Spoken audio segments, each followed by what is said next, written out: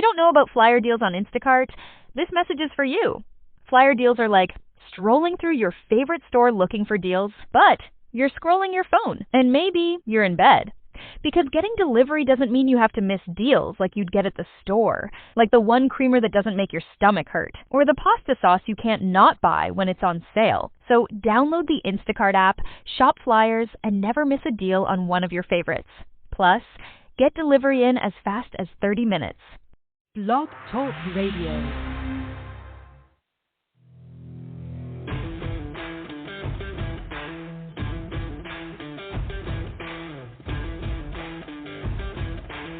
The following broadcast is brought to you by the iGolf Sports Network. Golf Talk Live is sponsored by the iGolf Sports Network and Golf Tips Magazine. Here's Andrew to tell you more about our sponsors. iGolf Sports is a live stream broadcast and media production company providing quality programming designed to attract the golfing enthusiast. And Golf Tips, the game's most in-depth instruction magazine, including reviews on the latest equipment, tips from top teaching professionals, all designed to help you improve from tee to green. Welcome to Golf Talk Live with your host, Ted Odorico. Join Ted each week as he speaks with some of the best in golf. This week's special guest will join us a bit later. But first up is another great discussion on Coach's Corner. So let's introduce tonight's Coach's Corner panel. All right, good evening, everybody, and once again, welcome to Golf Talk Live. We're in another season, season 9. It's hard to believe that we're doing that here on the show, and I'm really, really excited as always. And we're going to get right into it. So I'm going to introduce tonight's Coach's Corner panel and bring them on, and then we'll get into this evening's discussion. And then a little bit later on, I'm going to be joined by the managing director at the Horseshoe Bay Resort in Texas. Brian Woodward will be joining me on the second half of the show. All right, first up on the Coach's Corner panel is Jamie Leno-Zimron. She's a Class A LPGA teacher professional. She's also a 6th degree Aikido black belt, somatic psychologist, corporate speaker, and mind-body fitness trainer. She also graduated Phi Beta Kappa from Stanford University, and she is the creator of the Ki Golf, the Centered Way. Also rounding out the panel tonight is John Decker, with his new position this year, Director of Instruction at the Medallion Club in Columbus, Ohio. Prior, he was head instructor at the Grand Cypress Academy of Golf in Orlando, Florida. And he's also one of the senior editors and top 25 instructor at Golf Tips Magazine.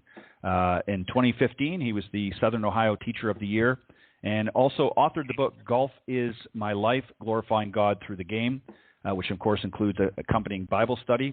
And he's also a public speaker. So two great guests tonight on the Coach's Corner panel, and we're going to get into tonight's discussion. But first, let me bring them on. Guys, welcome to the Coach's Corner panel. Thank you, Ted. Happy to be here. Yep. All right. First one of the year. All right. It's great. Yeah, first one for you guys. That's right, this year. All right, so we're going to talk about, as I was mentioning to you both off air, for you and I, Jamie, we're in a little sunnier climate, so we can pretty much play golf all year round, and most of the people that are in our regions can. But for those that are not, that are maybe just starting to thaw out a little bit from winter and eager to get back out there, we're going to talk about preparing for the first round of the year. So I'm going to sort of lay things out here, and I'm going to start in the order that I introduced you. So, Jamie, I'll let you go first in a moment, and then, John, I'll let you follow up. All right, so this was something that I read late last year, and as I mentioned to you both, talked a little bit about it earlier in the season on one of my other programs, the Women of Golf, with my good friend, LPGA professional Cindy Miller. And I found this a really interesting thing. This was a gentleman that had done it. I don't have his name in front of me. I forgot. But he set this up, and basically what he did is he set up categories for all the different parts of your game and then assign them either a good, an okay, or a poor rating. And certainly, while evaluating your game is nothing new, we've done that. We've heard about that many times. Setting it up in a table or creating different categories to organize your information from the round is something really that hasn't been tried before. So while it might take a little more time and effort to create maybe keeping track of your performance in a more consistent, objective way, it will definitely help you focus your practice in the areas that need most improvement. So what we want to do, Jamie, is this. We're going to tackle the first one is putting. And I'm going to throw some examples in here just so that we can get a general idea of how this is going to work. So in putting, in this particular case, he's, of course, using his own game for reference. He assigned himself a poor rating. So while you didn't necessarily, and he talks, I'm sort of talking in the third person here, while he didn't do anything horribly wrong with his putting, distance control was very inconsistent along with some of the reads that you were making or that he was making. Definitely an area that needs practice. This is an area that a lot of people struggle with, Jamie, is putting, and he's given himself right from the get-go a poor rating based on his previous season. Talk about what do you think about first overall sort of rating it like this, agree, disagree, or maybe would do something different. And then talk about when you're in a situation where you have given yourself a rating as such, what are some things that you can do to change that around? Well, it's, this is really a great time to be thinking about these things, right? Kind of the top of the year, in a sense, top of the season. And, I think it's interesting to look at, to really do an evaluation, right? We tend to, at New Year's time, kind of review, go back over the year. How about right now looking forward and saying, okay, what did I do last year? What was good? What would I like to work on? What would I like to maybe change? We're not necessarily in the same place we were before, right? So it's a really good idea to evaluate. And I think to approach the new year with what we call in the martial arts, beginner's mind, right? To bring a new mind to your game and to your goals, in a sense. So, I like that idea. And somebody may want to lower their scores, but how do you get there? Well, working on different aspects of your game and then making an honest evaluation of each area of your game. So this gentleman is focused on putting, which I think is tremendous, actually. Ted, I'm writing a book, and I'm just finishing the chapter on golf, which is a case study of the principles that I teach. So, Tiger Woods basically learned to play golf from green to tee. So he's a good model, right? I mean, he's a great golfer. Mm-hmm. And it was fun just seeing him at 2 years old, right? Came out on the Merv Griffin show, carrying his little bag, takes a swing, but then he putts, right? Mm-hmm. And he's having a little putting match with Bob Hope. He picks up the golf ball and he puts it 6 inches from the hole. Well, as it turns out, that's a basic drill that I like to do, the 6-inch drill, which is the idea that we have this little macrocosmic movement, which is a little back along the target line, hit the ball square, follow through squarely. And 6 inches from the cup, you want to hit the pin squarely, and you can really see where your putter face is. It's amazing that in just a area of a couple inches, we will turn that putter face, right? And the ball's going offline. So it's not that simple to make that tiny little putt properly. But that little area is what we call the impact zone, really, the hitting zone, and along the target line, square impact, follow through straight along the target line. So if you can really get that concept right, and you're working first on setup in your putting, and for me that's about being centered and aligned and grounded and good grip and having everything in alignment and the club face aimed properly. So we've got these essentials that show up in every aspect of the game, and we're working on them in this little microcosmic area of putting.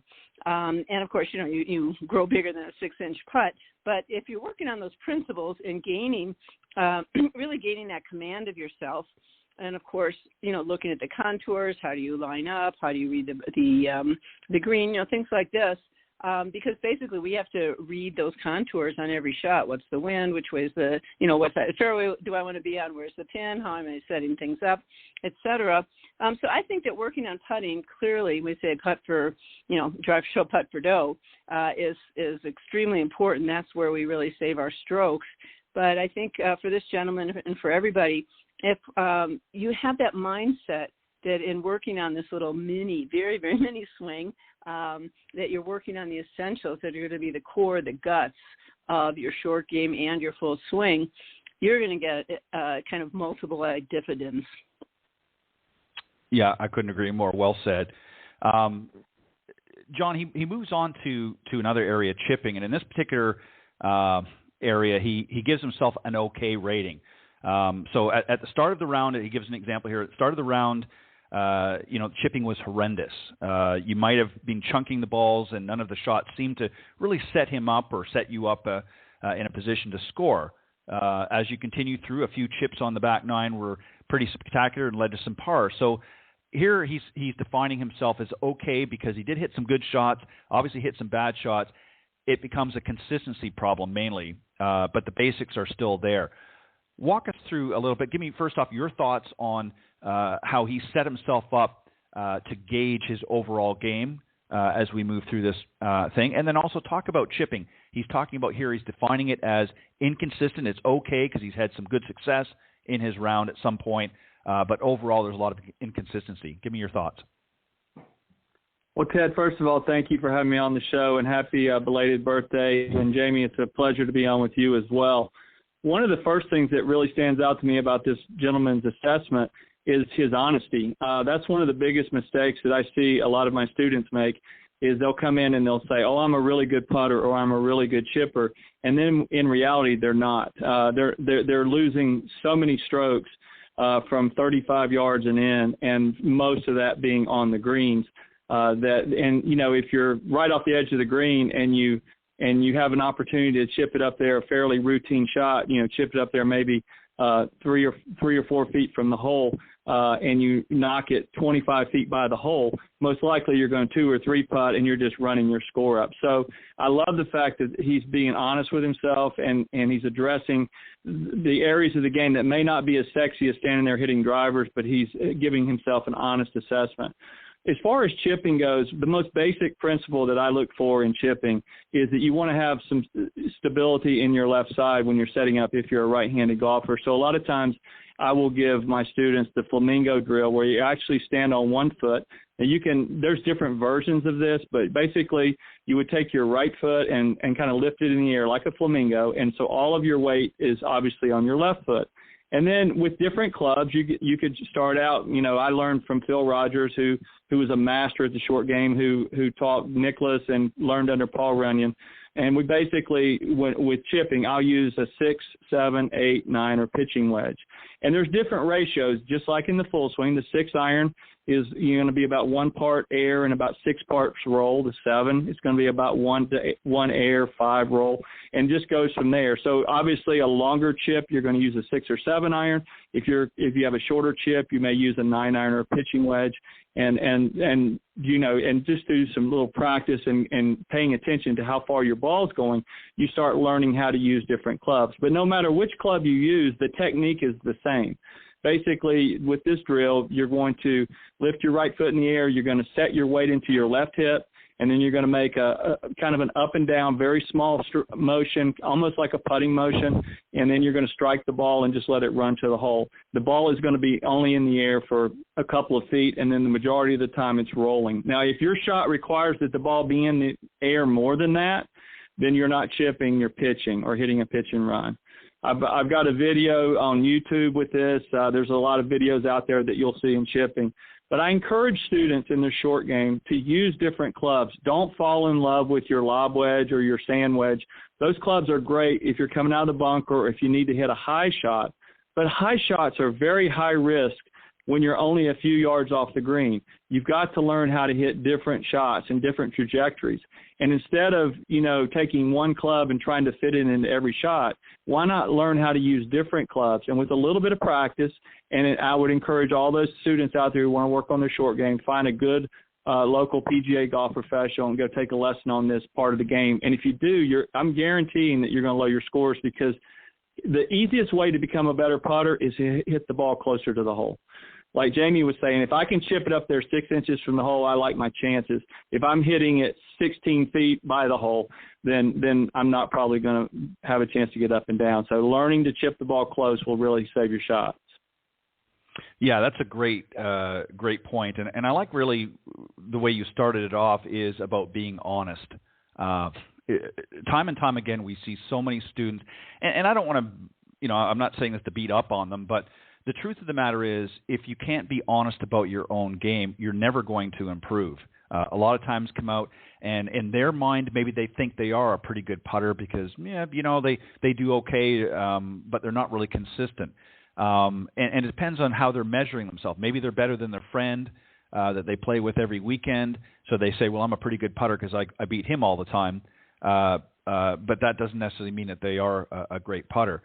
So I like that, being honest in your assessment of your game, and obviously what you relay to the professional that you're working with is equally important, because they're going to find out real quick anyways.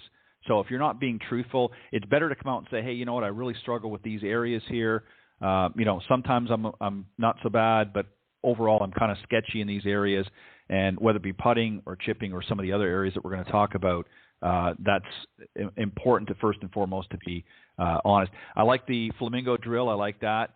For those of you that maybe aren't as steady on your feet, I sometimes do a modified version, and for right-handed golfers, is I will just go up on my right toe. So my weight will be on the left-hand side, but I won't take necessarily my foot all the way off. I'll just rest my right foot, the toe, into the ground, and that still essentially does the same thing. It shifts my weight to the left side. So, but I think that's a great drill as well. Jamie, I'm going to come back to you. We're going to get into a little bit of the longer game that he's talking about here, and that's the irons and, of course, the driver. He assesses himself an okay to good, so he kind of gives a ratio here. He talks about the long game started out incredibly well. He made the first 5 greens in regulation, and if your putting had have come through, which of course it didn't for him, then he would have been well on his way to scoring well. As the round wore on, though, there were a few shots that came off thin and a few that ended up pulling into the first few cuts of rough. It's not necessarily a good thing. It's nothing a few buckets at the range can't iron out. I don't know if I agree necessarily with that, but taking a few buckets. But what are your thoughts here on this one here? He's kind of giving a range of, an okay to good. So he's identifying areas of his game that he was playing well, but at the same time, he also recognized that there were some issues along the way that prevented him from really having a good round. And if he wants to have a good round to start off the year with, identifying and working on those specific areas is paramount. So maybe touch on that with the irons. Maybe talk about, setting yourself up with your tee shots in good position along that line. So what are your thoughts there, Jamie? Well, I'm going to give a bit of an unconventional, maybe unexpected answer. I think it sounds like he should have, you want to hit shots with all your clubs, right? And so he's going to want to feel comfortable. Mm-hmm. He feels fairly comfortable with his irons, it sounds like, with his long game. So, he may not want to concentrate as much, which I'm not going to in the moment, on those aspects of his game. I'll tell you in a second, which isn't to say that he shouldn't, make some swings, hit some shots, and be sure that he's feeling good about it. But here's what I want to say. I'm going to go back to the beginning, which is usually a good thing to do, right? We call it, in martial arts, we call it Kihon was a basic practice. Musicians do it, right? They go back to their scales. Everybody goes back to the basics. Well, he's having issues by his own estimation, right, with putting in his short game. And as I said earlier, the short game is really kind of the core, the guts, the essence of the long game, really, the larger swings. And so when you kind of get that right, you get your basics, you get your what I call the PGA, your posture grip alignment, your LPGA, love your posture grip alignment. It feels right, it feels good, it's comfortable, you're setting up for success. So you get all that going on well. And that core along the target line, good square, sweet spot, centered impact, and a good extension through the ball. So you can work on that on the short game. You're going to get a better short game, better putting, scoring game and short shots. And it's not that hard to add, the rest of the swing for the longer shots. But to me, especially at this stage, top of the season, right? He's getting ready for a new season. He wants to do better all around. If he can really solidify, and not he alone, right? We're talking to your whole audience. If people can solidify that kind of core essence, I think that would serve them very, very well. And again, mentioning learning to play golf from green to tee. Most golfers try to go go tee to green, which means big to small, macro to micro. It's not really the way it goes. It's micro to macro. So if we can work on that micro part of the game, I think it's well worth it. And I have a little story that I do tell my students, and it's called the banjo story. And let me just say what that is. Years ago, I'm not much of a musician, but, a little bit. And I just love the banjo, wanted to play, went for a lesson. Never saw banjo before, right? My teacher said, my name's Phyllis, you can call me Phil. And I'm like, uh-oh, right? And so she showed me, how to hold it. You got to anchor your thumb. And then there's forward rolls, backward rolls, alternating rolls with your fingers to make that nice rolling sound on the banjo. Well, it was like trying to write with my toes, yeah? So I went home, I practiced, came back, kind of da-da-da. Second lesson, that's all she showed me. Go home again, another week, that's all I do. Come back for my third lesson, that's all we did. She sent me home. I was like, hey, this is too slow. I'm bored. I don't want to pay you. She's like, go home. I'm your banjo sensei. Go home, do it for another week. Come back for my fourth lesson. Same thing. Sent me home. I come back a month later. All I've done is my right hand, the same basic stuff. Well, fifth lesson, I come back. Then she shows me some cool fingering. In a half an hour, I whipped off this banjo classic. I sounded awesome, Cripple Creek, But what she made me do was solidify some basics. I was so good at that. My brain space was freed. Now I could start doing all the other stuff. So it's a model for practicing and learning. And I think it behooves golfers to take 2, 3, 4 weeks, really solidify the basics. And they have a lot more fun than I did for that month, let me tell you. If you work on your putter, your chips and pitch shots, anything from 100 yards in, and short pins, medium pins, long pins, you get that going till you're bored. You can't stand it. You're just hitting so many good ones. And now you've got all your movements, that core of the swing, so ingrained. And now you can start putting in the longer clubs and the longer shots and specialty shots, trouble shots. So that's why I say it's a little bit of a different answer. Most people don't take that approach, but I can tell you it pays off incredibly, just incredibly. The improvement is like, I thought I was going slow, and as it happened, I had a whole repertoire in 2-3 months. I sounded awesome. I would have never had that if I was struggling away, this, that, too many things, couldn't do it. Yeah, that is actually a really great point that you make.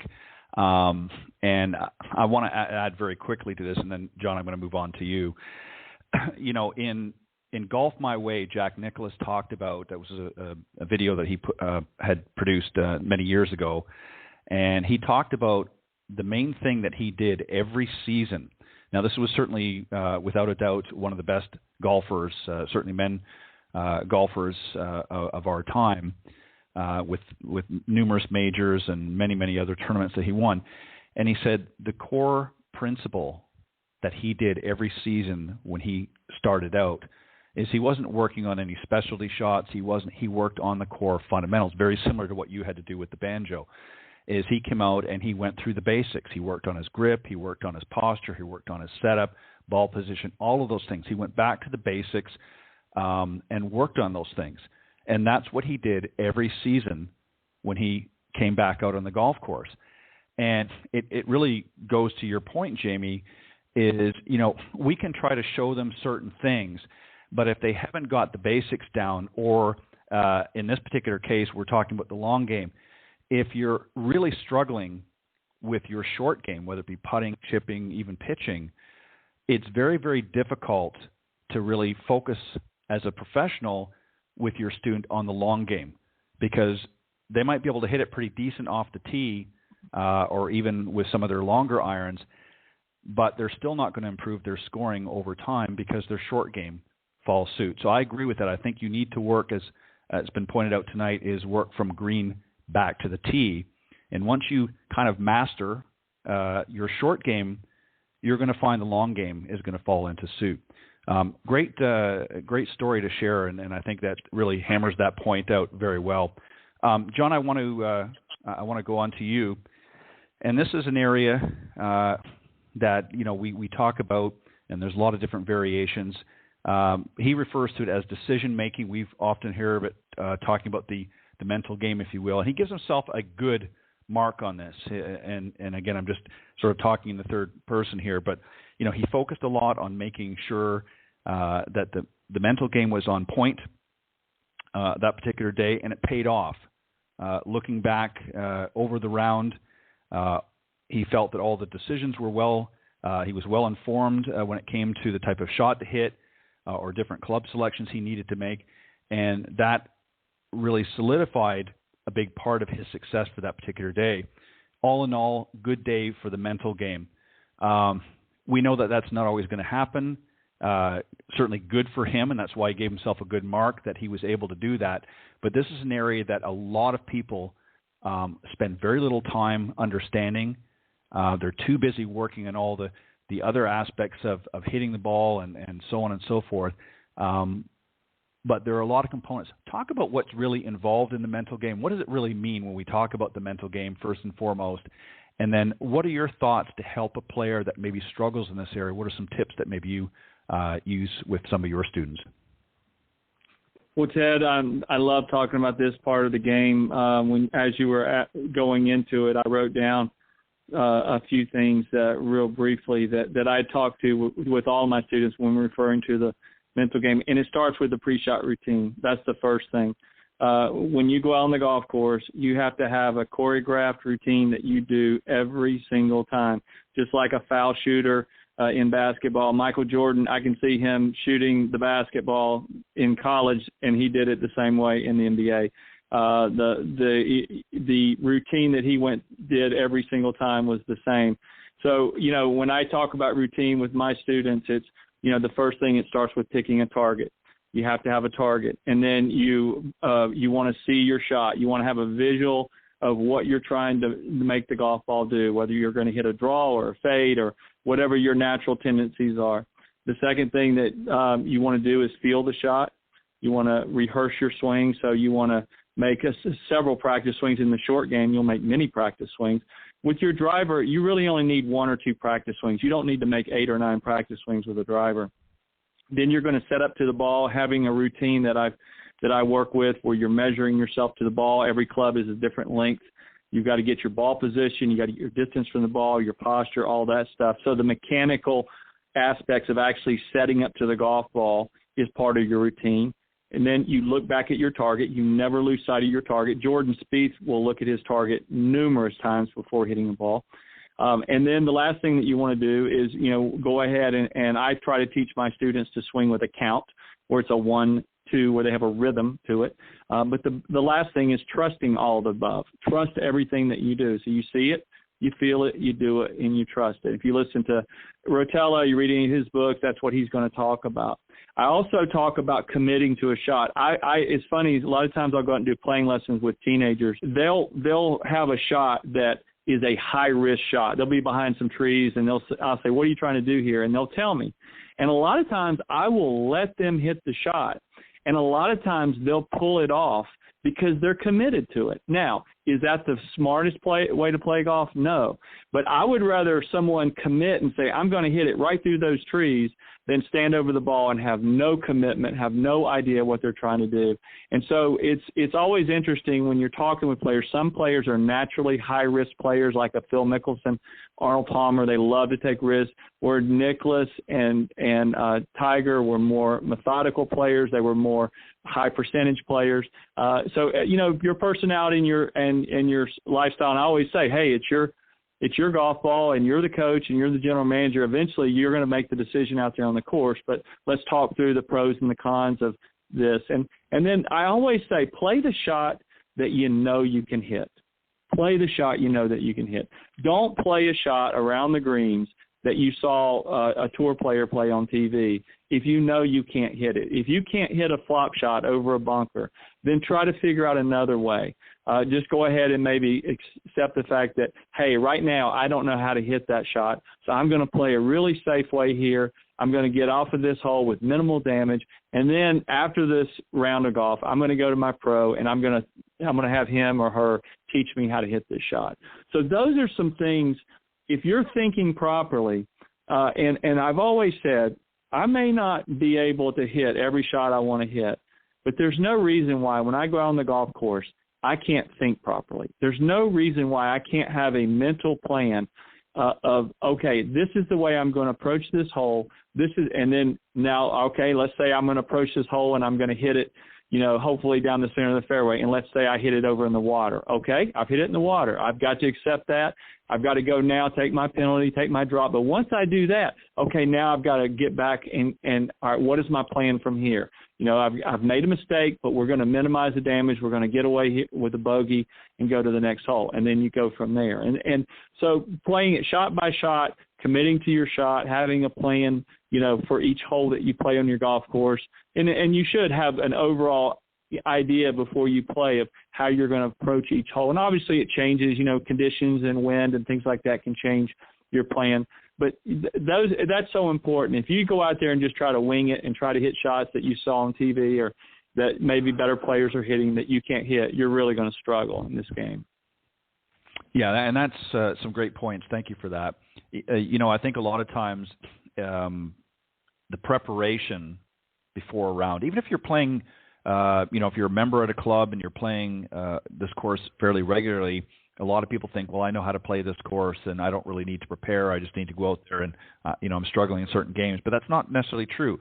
I mean, even the professionals, week in, week out, many times, especially those that have been on tour for a while, certainly have familiarity with some of the courses that they've played for many, many years, that the events are held at the same, like Augusta National, to give you an example, where they play the Masters every year. If you think that those guys show up and don't come in there with any sort of preparation, I mean, Mickelson has been famously known for showing up the week before and going out there and playing some practice rounds out there, as have some other players over the years as well.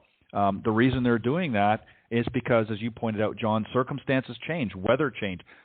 Last year, because of the pandemic, the Masters was moved into November, so it was an entirely different time of year. The wind was prevailing out of a different direction than it normally would in April.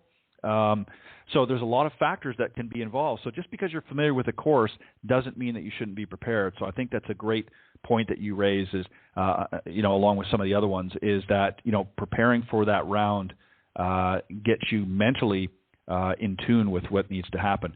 Jamie, there's another component that sort of goes hand in hand with this, and that is emotional consistency. This gentleman here in question also rates himself pretty good here, which, again, I would think if his mental game has been on spot on for that round, that his emotional consistency or emotional would be good as well.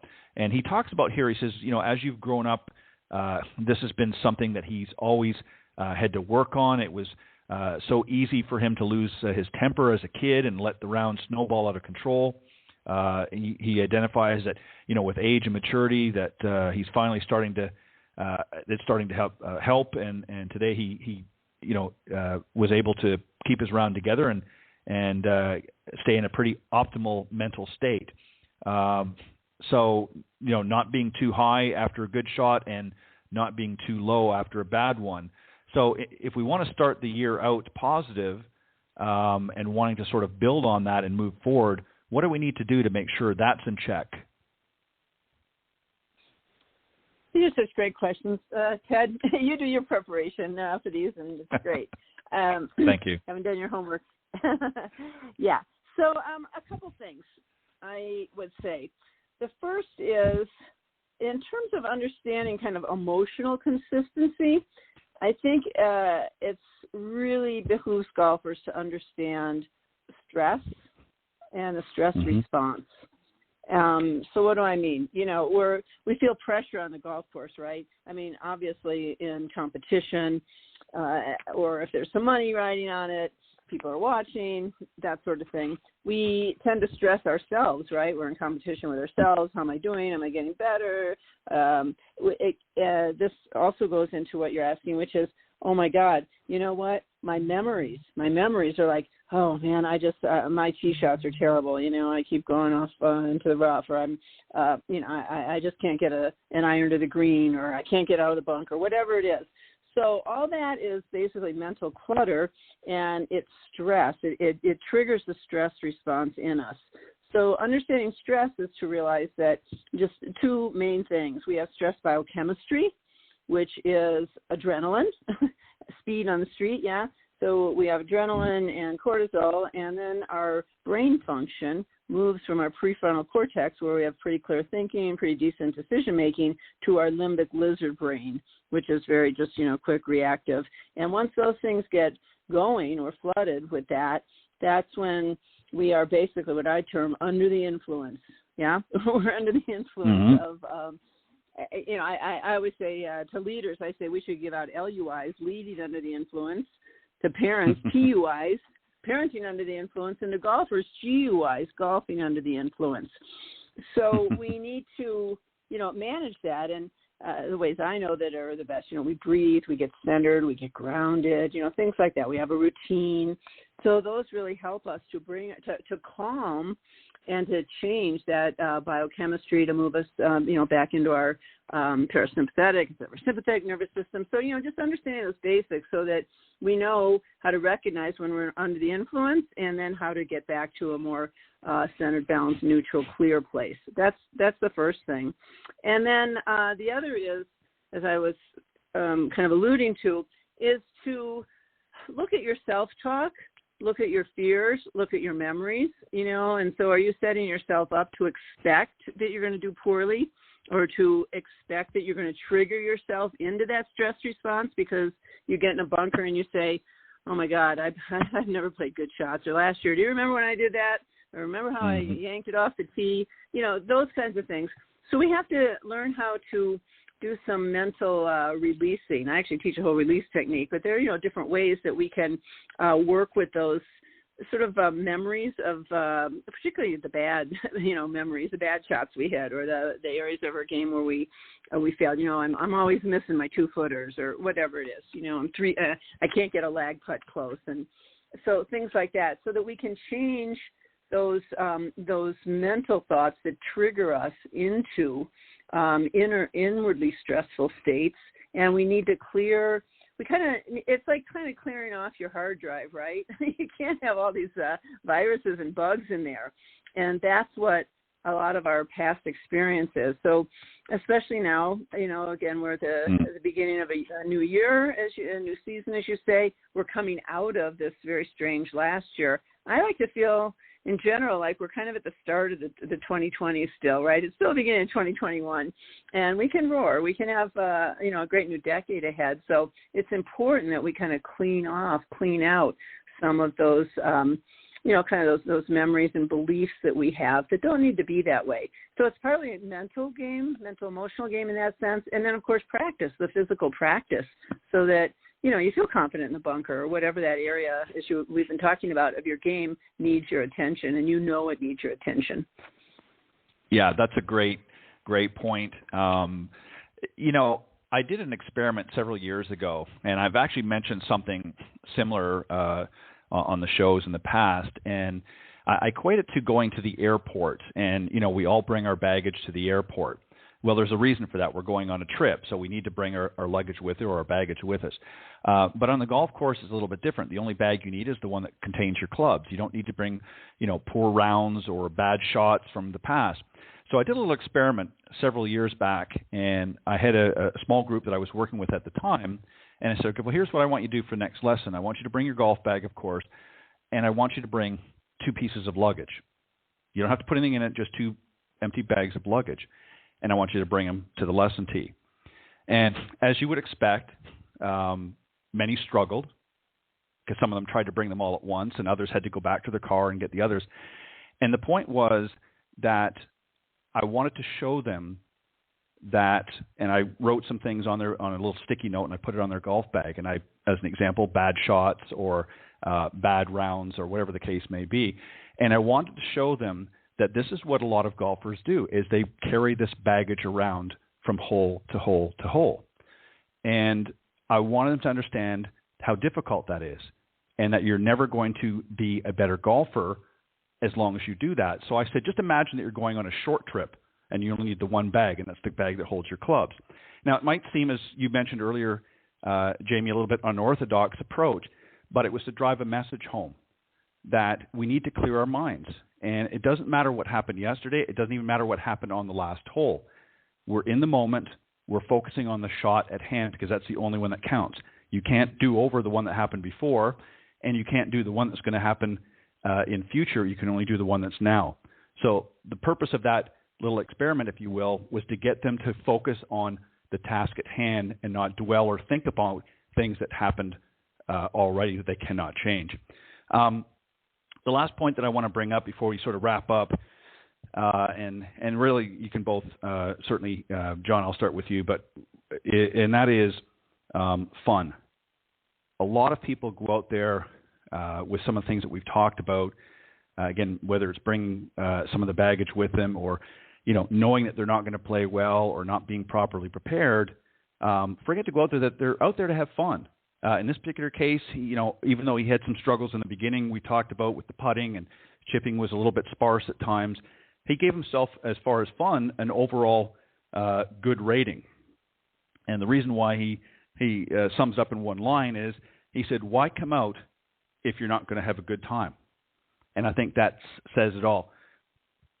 Touch on that a little bit, John, and then Jamie, I'm going to let you throw some thoughts in there as well. But, I mean, that's what we're really there for. We're out there to have a good time, right?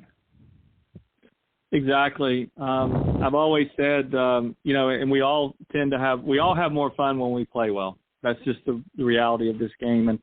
And unfortunately, how are you going to play well if you go in with a bad attitude, if you're bringing your luggage, like the great example you just gave? It's very difficult to do. One of the things that one of the trends I think we've all seen in the business lately is Topgolf. I mean, Topgolf has put fun back into golf. It's put social aspects back into golf. And I think for a lot of people out there who are maybe on the fence about whether to ever play the game, or looking for a way to maybe introduce their wife or introduce their kids to the game, that's a great way to kind of jump in the shallow end and make it kind of fun. There's also been some things where, when I was a kid, the most fun that I ever had playing golf was on a par 3 golf course. And the reason was because I stood there on every hole and I said, I got a chance to make a hole in one. I had 9 or 18 opportunities to have a hole in one. Putt-putt, that was another I had great memories as a kid going to putt-putt. Again, these are things that you're doing that are related to golf that put the fun back into golf. But obviously, it ultimately comes down to when you go on the real course, whether it's 9 or 18 holes, and don't think that you always have to play 18 holes. I know for a lot of people, time is a valuable commodity. There is nothing wrong with playing 9 holes and saying to your friends, even if they keep playing, say, hey, I can only play 9. There's nothing wrong with that. You're not they understand. And, just that's another thing I encourage people to do who deal with time constraints. But ultimately it comes to hitting better shots and having fun. And that's the most satisfaction I get out of lesson series. And I encourage people, kind of like Jamie talked about learning the banjo. She could not learn the banjo in one day. It would have been impossible, or one lesson. So a series of lessons with a good qualified instructor, someone that you like, someone that you have a good connection with, do some research, word of mouth. I think ultimately hitting better shots, seeing the ball go, farther, or seeing the ball in the short game go where you want it to go, or learning how to put a new shot into your game. I think those are great examples of goals that can put the fun back into the game. And then when you go out there on the golf course, remember it is a game. So I think it's great to have games within a game. Whether you're playing, I used to love, we would play a round robin. We have a foursome, and I would play the first 6 holes with one of my playing partners, and then the next 6 holes I would play with another, and then the last 6 holes I would play with the other. And that was just a fun way to have team atmosphere. I thought I used to have so much fun doing that. So games within the games, there's all kind of gambling games out there. You don't have to bet high dollars. Don't get in games that are going to stress you out. Just go out there and make it fun. It could be for a afternoon or adult beverage or whatever after the round. It could be real simple stuff. You don't have to get into high dollar games because you certainly don't want to stress yourself out. But those are examples I think of when I think of having fun on the golf course. Yeah, I couldn't agree more. And Jamie, I know John covered a lot of things, but I think that there's certainly some room for some additional comments. But You know, a lot of folks get out there and they forget really why they're there. And I know that especially a lot of new golfers with this, you know, pandemic, there were a lot of new golfers out last year, first time that they ever picked up a golf club, really didn't know a lot about the game. I'm sure there were many that were a little anxious because they weren't sure what to do and where to go and so on and so forth. And they forget the reason that, hey, you know, I want to get out there. I'm looking for something to do, something different. And, you know, maybe don't necessarily need to get caught up in all the challenges right away. What are your thoughts about get out there and having some fun? Well, you know, there's actually science behind it, okay, if that helps anybody. Sometimes it's like, oh, if I'm just going to have fun, it's like it trivializes it, or we're not really trying to play our best or really improve. But the truth is that having fun is being proven to be the way to go to get there. So what do I mean by that? In terms of emotional intelligence, we basically have four big emotions. This is a very crash course, but three of them rhyme: sad, mad, and glad. Word, yeah, the four-letter F word, which is fear. So, you know, we don't really play our best, and it's a measurably lower frequency, vibrational frequency, in terms of our thinking and our emotions. When we're sad, we're bummed. When we're mad, we're pissed. When we're afraid, we're anxious, we're nervous, we're shaking, compared to when we're glad. You know, glad, we have a natural energy, we feel positive, we feel powerful, we feel like we can do. And so we really do better when we're happy, and we're happy when we're having fun, of course. With leaders, actually, I teach them there's 3 H's that go into peak performance. One is health, and we are having more fun when we're more able, and we feel better. Health, harmony, when things are working as a harmonious whole. We're not kind of in pieces and the swings and pieces, and, you know, our mind's saying one thing, our emotions are saying another, our body's doing something else. So harmony, and then the other H is happiness. And again, the happy thing, fun. Stanford researchers have been doing projects for the last couple decades on the science of happiness. So, you know, fun, we just feel better, we're more creative, we have a flow and an overflow of energy. So it's, you know, really important that we're having fun. And, you know, I've started to call tools, which we always talk about, these are tools, right? Here's tools to use, whether it's in business or golf. I started calling tools toys. And so what I mean by that is all these things that, you know, try them out, be curious, be like a kid, see how they work, try them again, so now see how it works, you know. So if we go out with that attitude that we're trying things out and we're curious, and, you know, we're not real hard on ourselves, there's room for experimentation and for, sometimes it works, sometimes it doesn't. Okay, let that go, forgive yourself, move on. That, you know, we can have fun. And if you think about it, a lot was made the last couple of weeks of Lee Westwood, who, you know, unfortunately just came up short barely in the last couple tournaments, right? Excuse me. But he's 47 years old, and he's having a complete resurgence in his career. And all the golf announcers, everybody's talking about he's having fun. And he himself talks about how he was too serious. He stopped having fun in his 30s, and he went down from world number one. Now he's resurging, and it's not about his age, right? His really cool fiance's on the bag, and not because she knows the most about golf, but because she keeps him, you know, in a good mood. And she keeps him having fun out there. Excuse me. I also think about Phil Mickelson. If you remember the back nine of the first Masters he won, that was the first time I really saw him happy, smiling. His mood was lighter. He was swinging in a more relaxed way. He was having fun, and then he got to have the ultimate fun of finally winning, right? But he won because he didn't get happy because he won. He was happy, and that helped him win. You know, it's interesting. I just want to add one more final thing about that. It's interesting, you know, that you both say that because, you know, over the last several years on the Women of Golf, which of course is the show that I do with Cindy that airs Tuesday mornings, by the way, on the same network, we interview the winners from the Symetra Tour.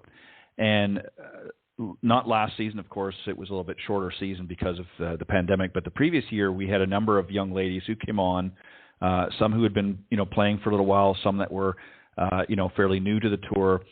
And a number of them had said something very similar, whereas they kind of weren't really having fun. I mean, they loved the competition, they loved being out there, but they were too serious. And the particular group I'm thinking of, there was about 4 of them, I believe, if memory serves me correct, where they had not won yet. And they said finally there sort of came a revelation, if you will, that they weren't going to, certainly they were going to take their game serious. I don't mean to suggest that they wouldn't.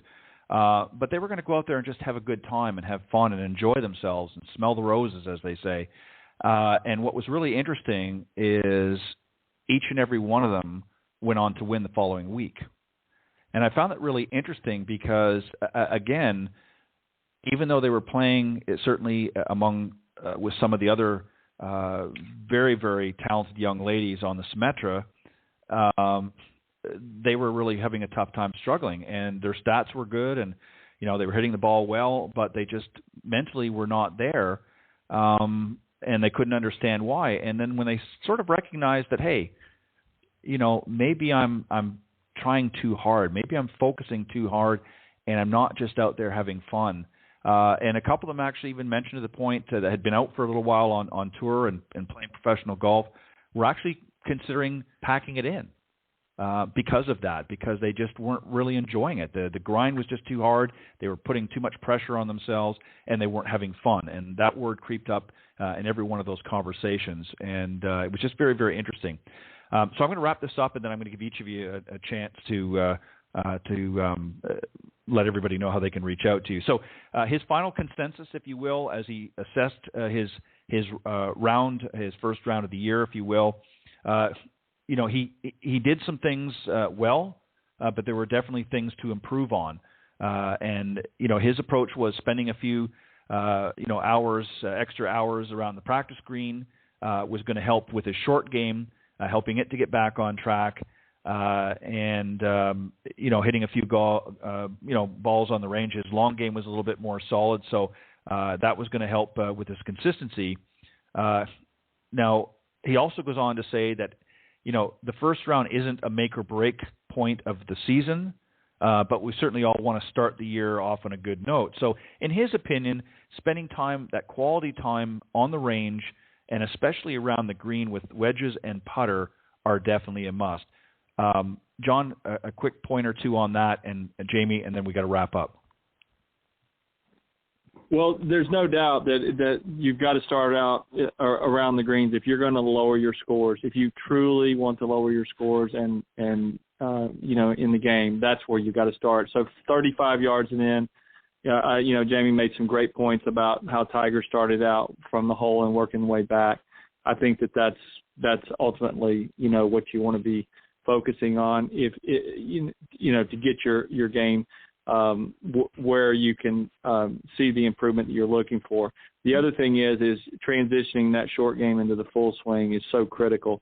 And, I like what Jamie was saying on that as well, because the sequence of the short game, especially the pitch shot and the full swing, are the same. So hitting the smaller shots, you get the benefit of working on your full swing, and you also get the benefit of lowering your scores. Great points. Thank you, John. Jamie, what about yourself?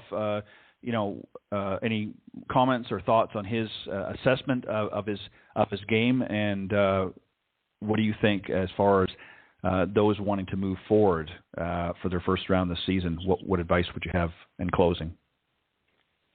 Yeah, hit on a lot of good points. An honest assessment of where you're at. I think a fresh look at your why for this season, for right here and now. What are you trying to accomplish? What would you like to improve? What part of your game are you enjoying? What part would you like to enjoy more?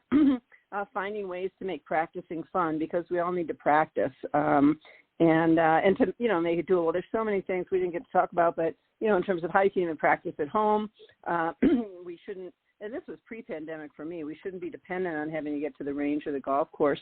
But I think I'm looking at all those aspects, and I would say, as we've been talking about, prioritizing fun in the sense of having a good time. You know, being sure that, golf should be a happy place for you, not just a stressful place. And I really loved what you said, John. I hadn't really quite thought of playing par 3 as, oh my God, this is so much fun because I could get a hole-in-one on every shot, every hole. That sounds like a lot of fun to me. I've always loved par 3s, but what a great way to think about it. And so, setting ourselves up for some success. And I'll share one other thing. I had a student once. She was, 65, 70 years old. We're out on the golf course, and she hit some good shots, so a lot of good shots. She was a good player, shot in the 80s. And she hit some bad shots. No matter what the shot was, she looked at me and she said, I forgive myself every shot. And I thought that was just really wonderful, even the good ones, right? Because when we forgive, we're clear, we're ready to move on. And so the good ones, the bad ones, and kind of keep yourself in that nice zone where you're released, you're free, you're present for the next one, and you're enjoying yourself. So, it's kind of a fun thing. I forgive myself every shot. So I kind of use that sometimes as a mantra with myself or with my students. I think it's a really good one to keep us in a really positive frame of mind and a good mood. And remembering, we call it the golf game, and people forget that, right? It is a game, and the games within the games that John talked about, setting up your practice like that. I think we can really, everybody can set themselves up for a great new season. Yeah, an excellent point. And I think that is a great little mantra to have. And I think people have to understand that once the club face makes contact with the ball, there is absolutely nothing that you can do to change the shot that's about to happen. So you have to live with it. You have to move on. You adapt and you adjust accordingly if you need to do things. And, forgiving yourself for each shot, I think that's a great, as I said, Jamie, that's a great little mantra, and I think that we could all learn from that. All right, John, very quickly, how can the folks, if they want to reach out to you, what's the best way to do that? And anything else that you want to share? And then, Jamie, I'll let you go. Well, first of all, Ted, thank you again for having us on the show tonight. And, Jamie, I really enjoyed our time together tonight. I thought the discussion was really interesting. I had a lot of fun with it. If you're in the Columbus, Ohio area, feel free to reach out to me, and there's a lot of different ways you can. I'm available to teach here in Columbus, or I'm available to come to your facility if that's something you desire. You can reach me on Facebook under John Decker Golf Instruction, and my first name is spelled Jon, so John Decker Golf Instruction. You can find me on Facebook, Instagram, LinkedIn, and YouTube. I have almost 300 videos on YouTube with the flamingo drill and all the drills that I've done that are on there. So I invite you to subscribe to that. It's a great way to follow up with some of the tips we've talked about.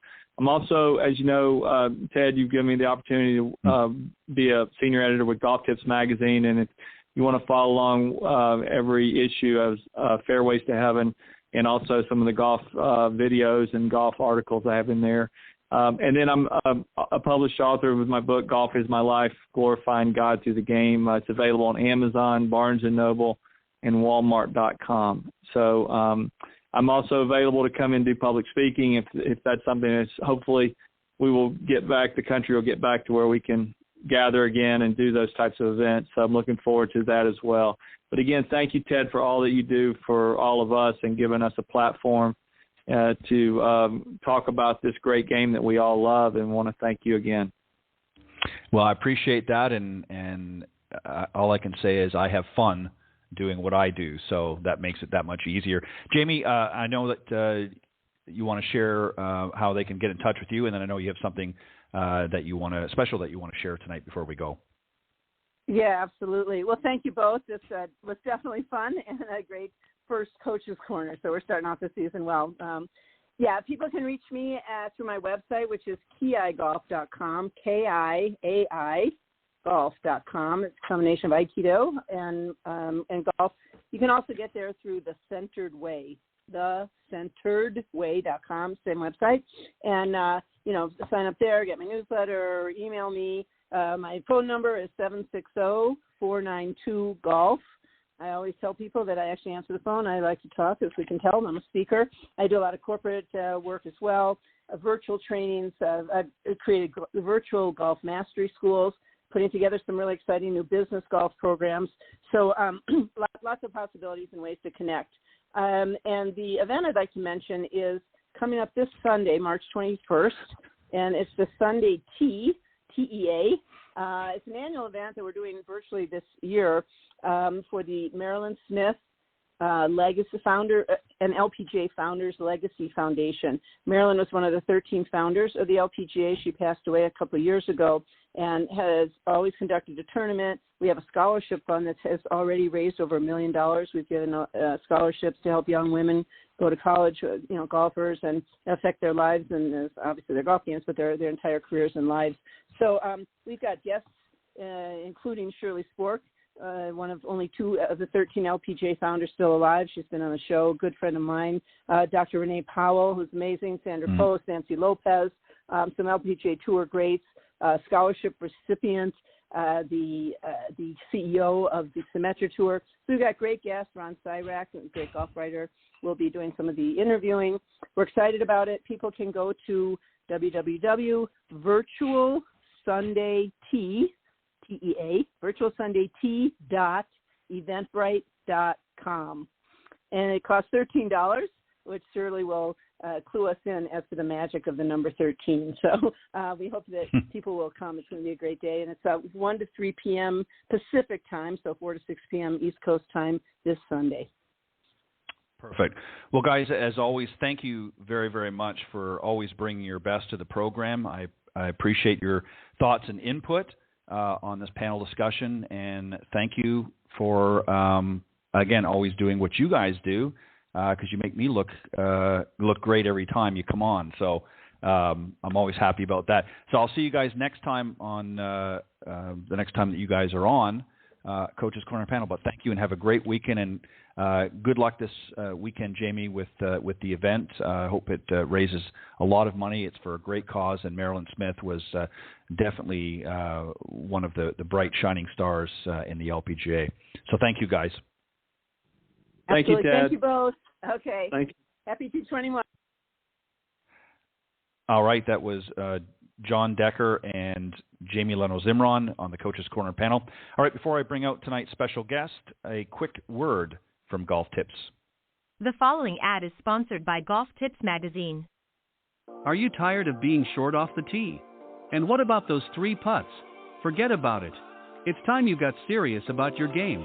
Golf Tips, the most in-depth magazine in the industry. For over 30 years, Golf Tips has delivered expert content such as the latest golf instruction from America's top pros, simple to follow practice and game improvement drills, fitness and mental game tips, equipment, training aids, accessory and apparel reviews, golf destinations and travel tips for every budget, and so much more. Don't miss a single issue. Go to golftipsmag.com and subscribe today. All right, and just want to remind everybody that the latest issue, the May-June issue, will be coming to newsstands on April 20th. And, of course, that features on the cover, coincidentally enough, Nancy Lopez is going to be on the featured cover for that particular issue. And there's a great Q&A that I put together as its editor on the inside. And Nancy, of course, was very generous in responding and giving the answers to some of those questions. So make sure you check it out. Or if you don't want to wait and you want to get all of the other issues as well, if you go to golftipsmag.com and subscribe, you'll get all 6 issues. It's a bi-monthly magazine for $14.97 for the print version and $8.97 for the digital-only version. You can go to, again, golftipsmag.com. All right, I'm very excited to have my very special guest this evening, Brian Woodward. He is the managing director at the Horseshoe Bay Resort in Texas, and he's been helping to build a distinctive legacy at Horseshoe Bay Resort as the dynamic Central Texas property evolves from a beloved regional draw to a national renowned travel destination. As its managing director of the tropically adorned 7,000-acre resort, Brian is guiding Horseshoe Bay to new heights in room revenues, group sales, and he expects the property's recent $100 million plus renovation to bring new visitors from far and wide. So please welcome to the show my very special guest this evening, Brian Woodward. Good evening, Brian. Good evening and welcome. Good evening. How are you? Thanks for having me on. It's my pleasure. Before we get into the resort itself, I always like to, especially when I have a new guest on the show, I like to give them an opportunity to talk a little bit about themselves, about their background, and how it sort of pertains to golf. Obviously, you're in the golf industry by way of what you're doing now, but sure. Why golf, and what piqued your interest in the game? Yeah, great question. I grew up playing, as a kid in junior tournaments when I was very young, and did that for quite some time, and in Texas, in the Dallas-Fort Worth area. So that's where I first, fell in love with the game that we all love and talk about so much. And, then as I got older, I got into tennis and actually played in college for a while. College experience, went to graduate school and at Arizona State University, and there did some sports broadcasting where I eventually got a job in sports. And then that just kind of blossomed into covering, things like the Phoenix Open and, being there when Tiger hit that hole-in-one on the 16th hole. And then that just transpired into getting more into marketing, which started off with Del Webb Corporation and some of their master plan communities that all featured golf. And then that evolved into more golf marketing at various resorts around the country, where I've done everything and been an asset manager for a variety of resort products. And then here I am, in Texas, where I've been for quite some time now. So, I always loved the game, played it as a kid, play it recreationally now, and been in the industry for the last 25 years, and really couldn't imagine doing anything else. Yeah, everybody, when they think of golf that is not maybe as familiar with the game, a lot of the marketing and so forth that we see is typically centered around the tours and professional golf. So, for a lot of people, or maybe the country club experience, and a lot of folks don't realize there are so many other things available in golf, such as a career like what you have at this point. I mean, obviously you played some junior golf along the way, but and actually played the game. But you've settled into a nice career with marketing and promotions and other aspects of golf, and wound up at a top quality resort in Texas, doing something that you love around a game that you obviously enjoy and love. So I want to ask you, because again, typically when we think of great golf, of course, I'm in the state of Florida, so we think of Florida. There's lots of great courses. Sure. We think of Myrtle Beach, and even California. But Texas, obviously, we know from watching years over the PGA Tour that there are a lot of great courses, but we don't really think of it, or simply in the past haven't thought of it as a top golfing destination, if you will. But you're starting to, see more and more of that, not just from within the state of Texas and neighboring states, but you're seeing a lot of bookings coming in from areas, up north in Canada, Chicago, and even from Europe. So why do you think Texas has suddenly become more appealing as a golf destination? What's been happening over the last little while that sort of focuses everybody's eyes in the heart of Texas? Yeah, well, I think it's twofold. And you mentioned it, if you work enough markets around, you kind of know the destinations, like you said, Florida, Myrtle Beach, Arizona. And then if you're up in the northern countries, you kind of have your trajectory that you would normally do.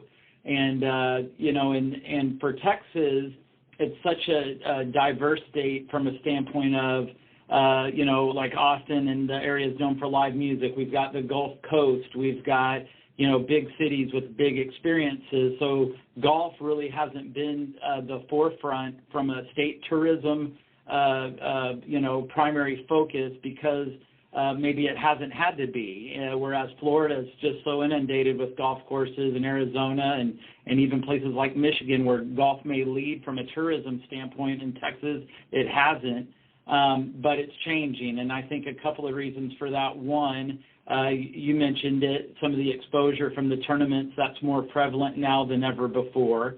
Often getting the Dell Match Play, Houston Open, Colonial, the Byron Nelson, and then twofold, the PGA corporate headquarters making the announcement to move to Texas to be in a more centrally located environment. I think that has a lot to do with the blossoming of Texas notoriety and what they're building up there in Frisco. And then also I think, we've had a little bit to do with that. And I say that from a standpoint of we were the Horseshoe Bay Resort. We worked very hard to host the largest golf tourism conference that's ever been hosted in the state of Texas. We did that 2 years ago with IAGTO, and that conference has always been held at a Pinehurst or PGA West or Myrtle Beach, and it came to Texas for the first time and was actually the largest attended North American conference that organization's ever had. So we're very proud of that, and I think those kinds of things where you're getting more travel agents and more wholesalers that do nothing but sell golf vacations to people up in New York and Michigan, Chicago. Now Horseshoe Bay Resort is on that radar and Texas as a whole. And I'm just starting to, with all those elements, I just think you're starting to see more traffic this way. What do you think, Brian, does it take specifically for a resort like Horseshoe to stand out from some of its competitors? Obviously, as you just mentioned, there's a lot of great tournaments that have been put through the PGA that have taken place in Texas. So that's sort of turned the eyes on Texas to say, hey, you know what? There's some great golf happening here. What do you do? What do you think specifically that Horseshoe does to really make it stand out? Yeah, well, golf's so competitive. I mean, Horseshoe Bay Resort, we're an award-winning golf resort. I'd put us up against any of the top names out there across the U.S. But it hasn't been. It doesn't host the PGA tournament. It doesn't have some of those other accolades that some of these top destination resorts do. But for us, we continue. We've just grown exponentially over the last 4 or 5, 6, 8 years. And, it's experience-based because there's great world-class golf in all states, basically. You can go find great golf. But what's the experience going to be that is golf plus?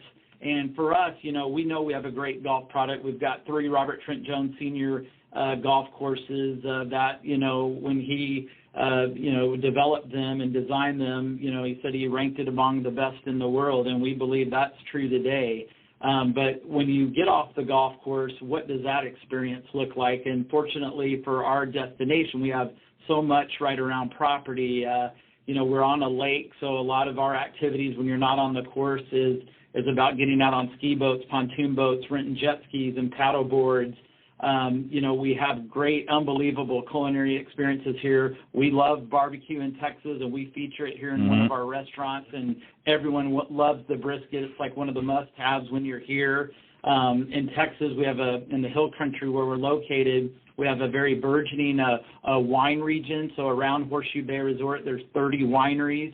So the guys, 16 guys may go out and hit and play golf, where their significant others may hop on one of our buses and go hit some of the area wineries and make a day trip of it. So, the experiences we have to offer separate us from our competitors based on the variety of experiences you can have. I mean, we do a lot of festivals and events throughout the year because we're such a big, on my intro you mentioned 7,000 acres, and we've developed a lot of that, but a lot of it isn't. So we'll have, we've got huge tracts of land, and we have like an annual hot air balloon festival that draws a big array of people. We've got a Beer by the Bay music festival every summer where it's some of the hottest country artists throughout America come to Texas and play, and we bring in all the craft breweries that are popular in Texas and great food, and that's an experience. We have a wine, dine, and jazz festival in the fall, and then we even have a match play tournament every year that features PGA golfers,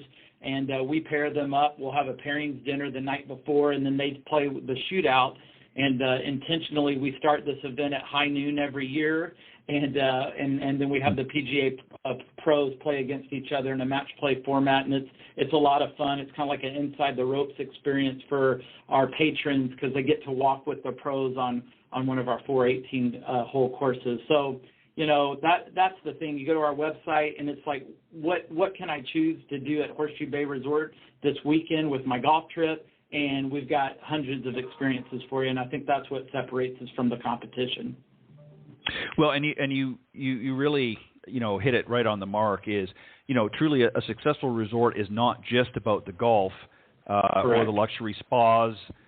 It's about the events. It's what's going on around the area, what's going on, obviously other things. And again, having 7,000 acres to work with gives you a lot of flexibility to do different things from one end to the other.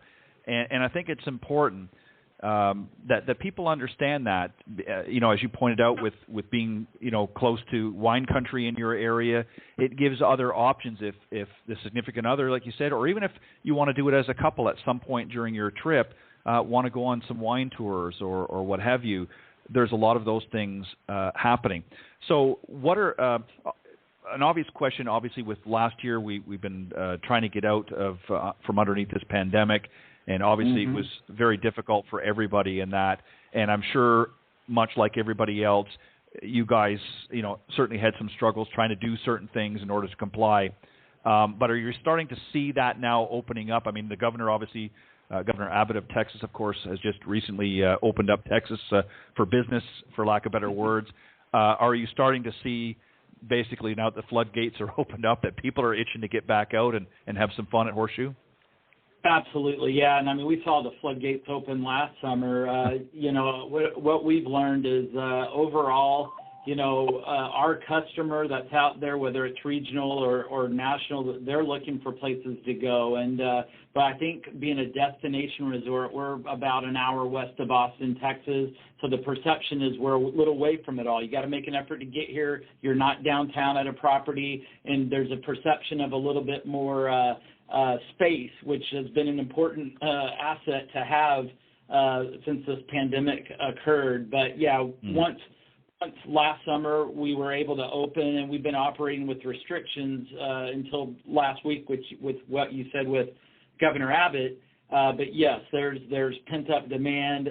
Everyone wants to get away and do something. And, I'm talking to you right now, and it's our main spring break week, and we've been at capacity all week long. So it's good to see. We're thankful for the business. For us as operators, it's just been about safety and making sure that people come here, families come here, golfers come here. We want them to have a great experience, but we want them to feel safe. And so what are those operational policies we're doing to ensure that? And I think we've been pretty successful over doing that over the last, 12 to 14 months. Yeah, I think I would agree. I think everybody, especially in your line of work, has really stepped up and done everything humanly possible to to accommodate and adjust to make that experience as safe and comfortable for everybody. So let's talk about we've mentioned a couple of things, the wine tours, the great golfing, and so on and so forth. But this is not just an adult resort. This is a family-friendly resort as well. So what are some things, maybe talk about some things that are available if the whole family wants to come, and maybe the kids are not there to play golf. What are some things that they can do? Sure, and we've got an active kids program. I mean, it's good to talk to you during spring break because we're doing everything right now. But for the kids, there's all sorts of arts and craft activities throughout the day. They can do everything from scavenger hunts to arts and crafts. We have a kids club that's very popular. Has a 2-story slide for the kids to enjoy. We do s'mores at night. That's complimentary when you stay here, so that's a very fun family tradition. And then, we have giant water slides that come in every weekend. We've got just a lot of different games and activities for the kids to enjoy. Then also for the kids, this resort, we're in the hill country of Texas, and if you know the hill country, it's an area that's north of San Antonio, west of Austin, but stretches all the way up to just southwest of the Dallas-Fort Worth area, and then stretches another 100 miles west of Austin. So it's a pretty massive area, and it's hilly with a little semi-arid cactus environment. But at this resort, because we're on a lake, the developers have planted 400 or 500 palm trees around campus, and so it feels like a tropical oasis in the heart of the hill country. And with that tropical experience that you have here, we have a family of macaws and parrots that are here on property. We have an aviculturalist. So we bring out the birds, and that's part of our interactive experience with the family and the children, is for them to meet, Manny the macaw or Mingo the flamingo, and it's a very Instagrammable experience for the family. So when we bring all that together, it really makes it for a fun experience for the family. Not to mention all the pools we have, and we even have a kids pool specifically for them. So there's something to do just about every hour for everyone. And, families are a big part of our business model from, spring break through Labor Day weekend. Well, and you also mentioned that you're on LBJ Lake, so there's obviously some boating activities and other water recreation. So there's a lot of different things, for those that want to get into, some more water sports. There's that there as well. You obviously, it's a great location for those that want to perform those nuptials and get married. You've got some great options there as well. And obviously, you cater to organizations, as you mentioned earlier, that want to come and have meetings or corporate events and things like that. There's obviously great facilities. But while you're on the resort, 7,000 acres, while you're playing golf and doing all the great water sports, you got to eat. Talk about some of the great options in the resort that they can eat. Yeah, there's something for everyone, and obviously we have our main restaurant. It's called Jay's, and it's kind of a Texas Hill Country theme. And but the brisket, we've got what I love about this kitchen. It's decked out, and you can do steaks, chicken fried steak, which is a very popular here in Texas. But I've got 2 huge smokers outside the kitchen, and we do nothing but smoke brisket and turkey throughout the day. In fact, when you arrive at Horseshoe Bay Resort and you get out of the car at valet to come check in, one of the comments we always get is, that's the first thing, is I can smell the smoker, I can smell the brisket, and I know I've arrived at Horseshoe Bay Resort. And we get that on our surveys all the time. So, that we have our restaurant there, but we are diverse. We have so many outlets at Slick Rock, Clubhouse, which supports the Slick Rock Golf Course. Very known for its Slick Rock Burger, which has been voted as one of the best burgers in all of Texas, and so people will come there just to have the burger. And then on the waterfront, we have the Yacht Club facility, and that has the Yacht Club dining room, which is kind of our chop house. You can have any type of beef that you would like there. Lots of variety in the menu. It's upscale. We have a dress code required in the evening, collared shirts and pants. So it's a great place to celebrate those anniversaries, that birthday dinner. We have a lot of weddings that will want to have their rehearsal dinner down there, and it's a very upbeat and refined atmosphere. But it's great. And if you're down there, one thing you have to have for dessert is the Mile High key lime pie. Literally, it's about a foot tall when it comes onto the plate, and it gets talked about a lot. And if you just go to our Instagram page, you'll see lots of pictures of that. Just other options. We've got a 360 Sports Club. So when you come and play golf at Horseshoe Bay Resort, most of the buddy trips will end up at the sports club. And so you go in, and there's 16 TVs in a perfect circle. And so you'll pick your spot and watch whatever you want to watch. The NCAA basketball tournament's coming up, and so that's just a great place to be. But what's really unique about it, and what I haven't mentioned, is that Horseshoe Bay Resort has an 18-hole regulation par 72 putting course called Whitewater. And we use the real Bermuda grass that we do on our other courses. And so a lot of families and the buddy golf groups will go and play that course, and it surrounds the 360 Sports Club, which makes just for another unique experience that separates us from the competition. Wow, that's fantastic. The whole time you were talking about the food and the restaurants, my mouth was watering, and I was thinking about the burger, and then I was thinking about the Mile High key lime pie, and I was thinking about running for a snack here, if you don't mind standing by. I'm only kidding, but some great, and that's the thing is, when you go to anywhere, any sort of a resort, and especially here at Horseshoe, you want to have that overall experience. You want to have where there's something for everybody to do. Again, it's not all just about golf. Obviously, that's a major thing that you're offering there, but there's so many other options. And you want to have a variety of options of eating, different dining experiences, and so on and so forth. The other thing is, let's talk about accommodations. There's a variety of here. Sort of give us an overview of what some of the accommodations are like. You've obviously got things specific to the resort, and then obviously I see that you also have private home rentals. So there's a lot of other things that are available. Touch on that. If we wanted to come and stay, what are some of our options? Yeah, absolutely. So, we've got a variety of options. You have everything from a hotel tower that, goes up 7 stories, and, all the rooms have been recently renovated. So have all the latest, they're wired for anything anyone wants to do, iPads, et cetera. We have all the USB ports, and they're wonderful and great and very convenient to the core. We have Palm Villas, and we have about 100 of them, and they range in 1, 2, and 3 bedrooms.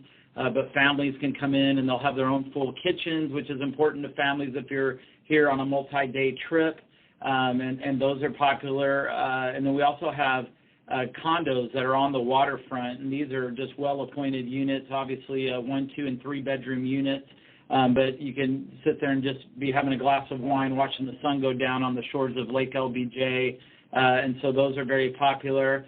And then we also have private homes that are both on and off the water for larger groups or buddy trips or any of that. And so we've got something for everyone from a accommodation standpoint. It just depends if it's a couple and they want to be in the tower, great. If you got a group of 8, we've got something for you with a well-appointed house, 3-bedroom condos, Palm Villas next to each other. So we're very flexible and it can accommodate a variety of leisure travelers' needs. And I think that's one thing that makes the experience great, because you can have dinner out a couple of nights in a row. You want to do something at the kitchen inside your unit, that's great too. So it's just very flexible in that regard. And of course, everybody likes a little pampering, especially, our spouses like that when they come to a place to rest and relax. And you've got some great spa and salon services available, a variety of packages, and you've got a health club on site as well. Maybe you could just talk a little bit about that. Yeah, absolutely. We got a wonderful spa that features. We've got 14 different treatment rooms and a great variety of massage treatments that anyone can schedule in advance and come enjoy. Also, the spa does manicures and pedicures. So for weddings, that's a wonderful thing, because the entire wedding party can get glammed up before their big evening with all the family and friends that are in town for these special events. Salon is part of our spa as well. Lots of retail. So we really do well. We have a resistance pool, steam rooms, dry sauna. So the spa really does a nice job of complementing the overall pampering experience.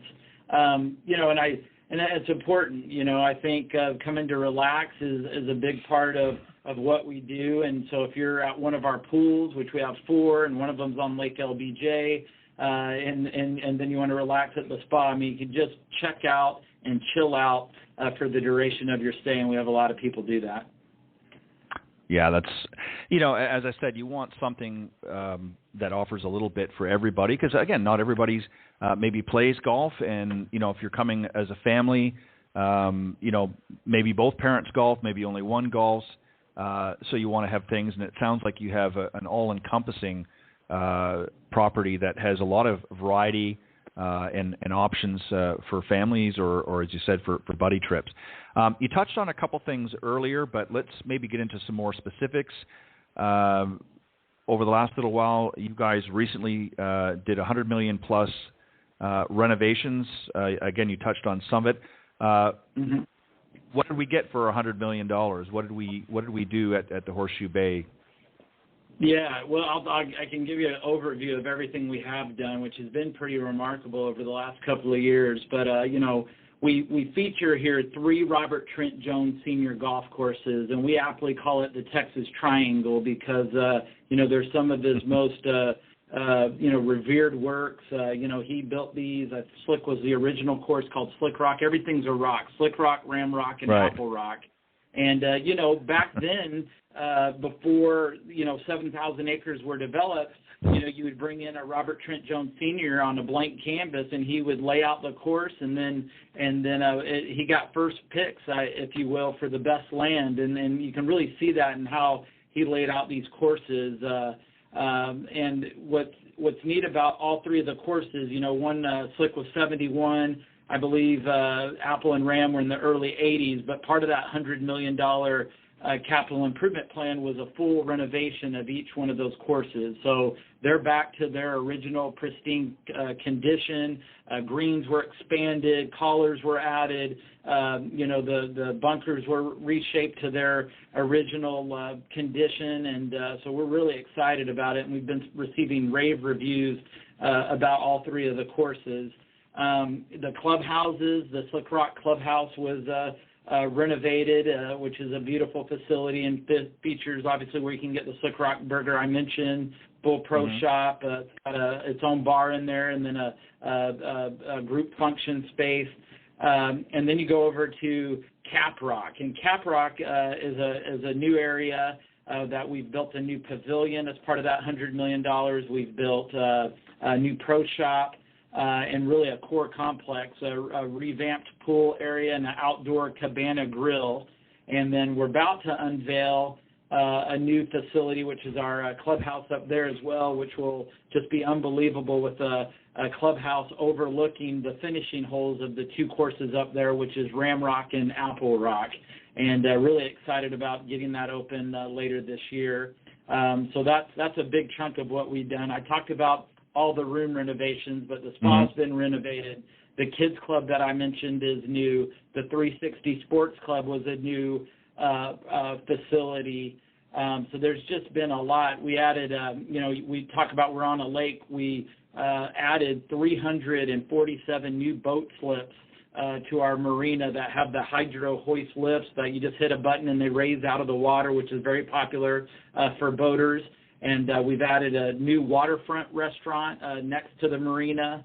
That's a wonderful facility. And then, of course, all the investment into the toys we were talking about with the jet skis and the pontoon boats and the ski boats. All of that's new. We renovated the yacht club. That was a facility that's been here since the 70s, so it got a complete makeover. And then the yacht club pool area, which is on the shores of Lake LBJ. You got a beach entry to the lake, the pool, and then a bunch of event space down there. All that was transformed and reimagined and really a beautiful spot. So all of that, you can tally up those numbers and kind of get to what we've spent, but the investment's been well worth it. And like I said, when we opened the show, it's just been an exponential growth for us over the last few years, and we're excited to see where the future is going to go for us. Well, I think it's important too, obviously as things change in the environment with what people like, what people don't like, and what their interests are. Again, it's always an ever-changing world, and adapting to expanding not only your facility, and I don't necessarily mean in acreage, but expanding what you're offering and things that you're able to do. And I want to stick with golf just for a few more moments here, because you have, just besides the ability to play some world-class golf, you offer, obviously, for those that maybe need a little help planning, you actually offer some golf packages. Maybe, they don't know what to do or how to go about it. You actually offer some great golf packages, correct? Correct, yeah. And we've got, instructors at all the courses. We actually have a director of instruction, Bobby Steiner, who is out on the West Coast. And we're so fortunate to have him here at Horseshoe Bay Resort. But we've got, camps for juniors in the summer.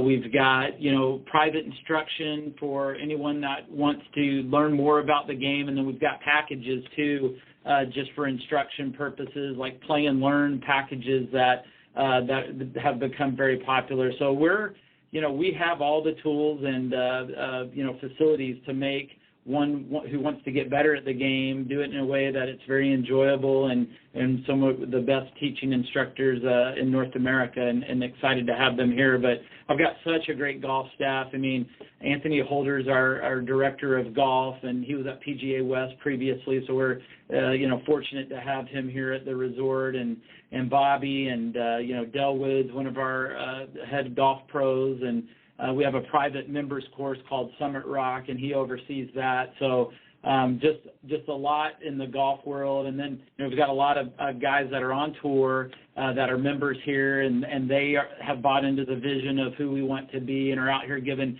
clinics for resort guests and for club members. And so it's something special. If you're not in Texas and you haven't heard about Horseshoe Bay Resort, that's okay. But I think if you come here and give us a try, it'll rival what you've been doing for quite some time. And you just got to be able to get out here and give us a chance. And I think you'll be very pleasantly surprised and be on the way back be saying, why haven't we done this sooner? Well, and that's what it's all about. You want people as they leave the resort after they've spent their time, you want them feeling, I can't wait to come back, because there was so much there available. So you always want to create that feeling of, I can't wait till I come back the next time. And I like the fact too, obviously at golf courses all around the country, and that, there's always instruction available, but it's great that you've got such an extensive program for really every level of golfer. Because, as I'm sure you've experienced this last year, that there were a lot of new people to the game. We've all kind of felt trapped in the home for a while. You can only, watch so much Netflix and so forth. So a lot of people really were looking for something to do. So there were a lot of new people to the game, and it's important that they get off to a good start. And it sounds like you've got something there for every level of golfer. Some more seasoned golfers that want to just have a quick tune-up, to those that are maybe just learning the game, there's something there for them as well. And I think that's important, and it sounds like you guys have done a great job in encompassing that, and being able to offer that. What are some other things that you want people to know about Horseshoe that maybe we haven't talked about? Yeah, I think with Horseshoe Bay Resort, we also, we have so much here, but we also have our own FBO. We have our own airport, and so we have a lot of private aircraft that will fly into the resort on a daily, weekly basis. And we're a partner with Wheels Up, so we have they can bring you in.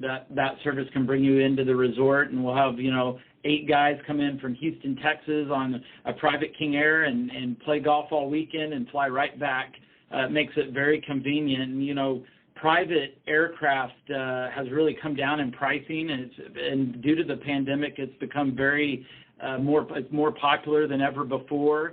Traditionally, if you're just doing commercial aircraft, you fly into Austin and then, come over to the resort. But we're seeing a lot more people just arrive in their own aircraft, and they'll just divvy that price up, and it ends up being, affordable for the vast majority of people. So that is different for us. We will pick you up at our airport, bring you right down to the check-in area at our resort, and you're off and running. And then we just have shuttle service that runs you out to all the different restaurants and clubhouses. So once you're here, and you don't need to worry about anything else. But you do make a good point about variety of golf, and Slick Rock's predominantly our easiest course, and it's flatter and more forgiving. And we have a signature hole. That's a neat little story. When Robert Trent Jones designed it back in, let's say, 71, it's a par 4, about 369 yards, and you hit your tee shot from an elevated viewpoint over a double waterfall. And if you go to our website, hsbresort.com, you'll probably see the photo. In order to play your second shot, you got to get in the golf cart, go down through a low water crossing, and then the cart path goes through the double waterfalls up to the fairway to go find your second shot. So it's a really neat experience. It's Instagrammable. Everyone wants to get a picture of themselves with the double waterfalls behind them, and it's a neat experience. But Slick is easy. I would say Apple Rock's our course that's a little more challenging, and then Ramrock has been known as one of the more challenging courses in the state of Texas, and it's hosted the Texas State Open many years, where Tom Kite, Ben Crenshaw, when they were younger in their college days, would play, and there's stories of them losing many golf balls on Ramrock when they played it, and so there's something for everyone. And then if you're just getting into the game and want to have fun with a family, I mean, we'll have Whitewater Putting Course open tonight on spring break, and there'll be families out there till 10 o'clock tonight just enjoying the game and putting on real Bermuda grass and getting a score through their 18 holes. So it's an enjoyable sport.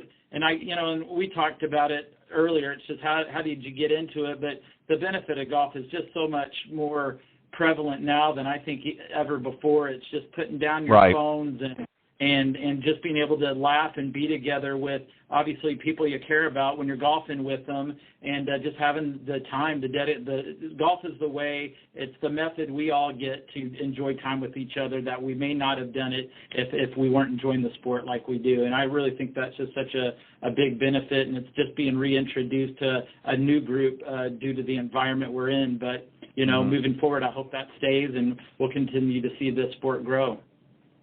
I think we will, because I think, as more and more people recognize that, we're not all going to make it to the PGA or the LPGA Tour, and we don't have to.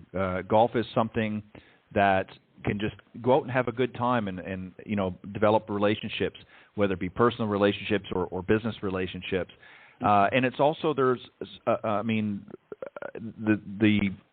options are endless for careers in golf, everything from teacher professionals to hospitality to resort development and so on and so forth. There are just so many options out there, and that's just scratching the surface, by the way. But there's just so many options out there, and you're exactly right. I think as this next generation begins to see, for the first time in some cases, as a result of the pandemic, they're going to experience that golf is not necessarily what they thought it might have been, or what their visual experience they've seen on TV. So I always encourage young people to get out there, and whether it's playing mini putt or what have you, just to get out there and just be exposed to the game. And it's always interesting as a teacher professional when I see students for the first time get out on the driving range and they hit that one really good shot.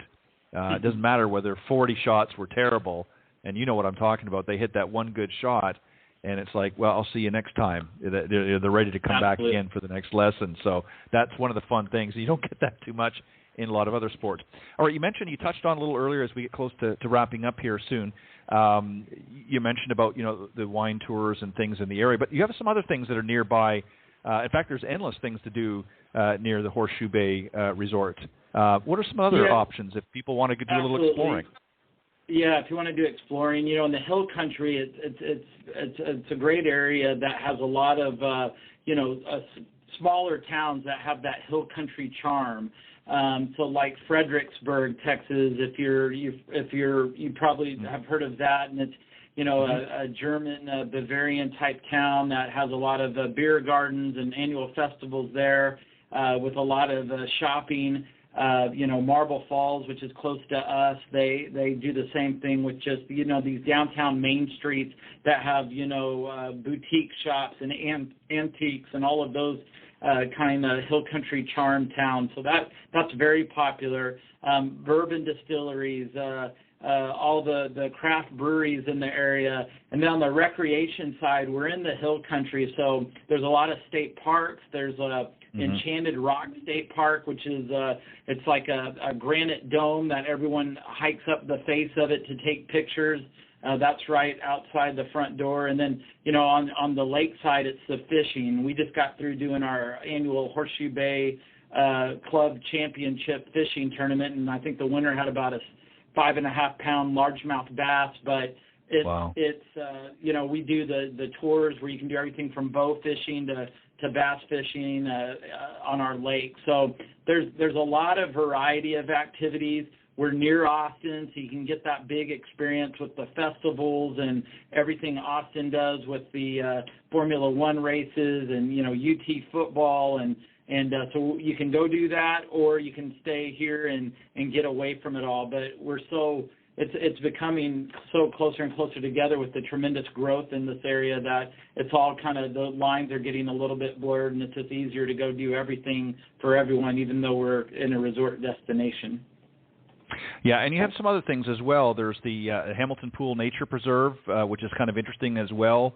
A unique experience there, and the LBJ National Historic Park. So there's a lot of other options there as well for people that want to maybe do a little, to get off the resort for a few hours. They can go and visit some of these other options just to have a new experience, and then come back and have more fun, within the resort itself. But I think it's all encompassing, and I just want to make note for those that are tuning in and maybe you're not that familiar with the resort. As editor of Golf Tips magazine, we're actually going to have as one of the travel destinations featured in the upcoming magazine, which will be out on April 20th to newsstands. The Horseshoe Bay Resort will be in an upcoming issue of Golf Tips magazine, the May-June issue actually, which will hit newsstands April 20th. So you can go out and check that article out as well in the magazine to learn more if you haven't learned enough this evening. And also you can visit hsbresort.com, which is their website, and you can see and experience all of the things that we've talked about here this evening on the show. Well, Brian, I want to thank you for doing that. Any final comments or thoughts that you'd like to share before we close off? Yeah, hsbresort.com, and the one thing I didn't mention is we have so many wildflowers here in Texas in the hill country this time of year. So the bluebonnets just started to bloom. The Indian paintbrushes are to follow, but the wildflower season is here, and it's such a great time to come out. It's warm today. It's 74 degrees for a high. So if you're anywhere out there and you're saying, I need a warm weather destination to get away to, Horseshoe Bay Resort might be your choice this spring. So we look forward to seeing you. And, you're doing a great thing on this show, and keep up the good work. And I sure do appreciate you having me on this evening. Well, you're welcome to come back, Brian, anytime. I'm glad to have you on here. And I think it's a great resort, and I look forward to navigating my way out in my travels. Hopefully, I'll be able to do that this year. We're trying to set some things up, but I look forward to coming out and visiting your resort. I think it's great, and there's so much to do. I'll have to come a few times, I think, just to be able to cover it all, but that's okay. I'm not going to complain. But Brian, I appreciate it very much joining tonight and sharing that. And again, if you want to go to their website, it's www.hsbresort.com, and you can check out all of the stuff that we talked about here tonight on the show. But thank you for spending some time with me this evening and sharing all of the information about this great facility. I think a lot of people are going to take note of it, and I hope it continues to flourish and grow, and you guys keep doing the great work that you're doing. Yep, same to you. Look forward to seeing you down here later this year. Take care. All right, thanks, Brian. All right, that was Brian Woodward, Managing Director at the Horseshoe Bay Resort in Texas. And again, if you visit hsbresort.com, you can see all of the things, as I said, that we discussed this evening.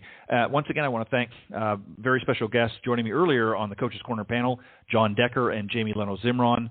Thank you both for always bringing your best to the panel discussions, and I look forward to next week's panel as we continue the conversation here on the panel discussions on Coach's Corner segment, and I'll have another great guest for you as well, so I hope you'll come back and join me.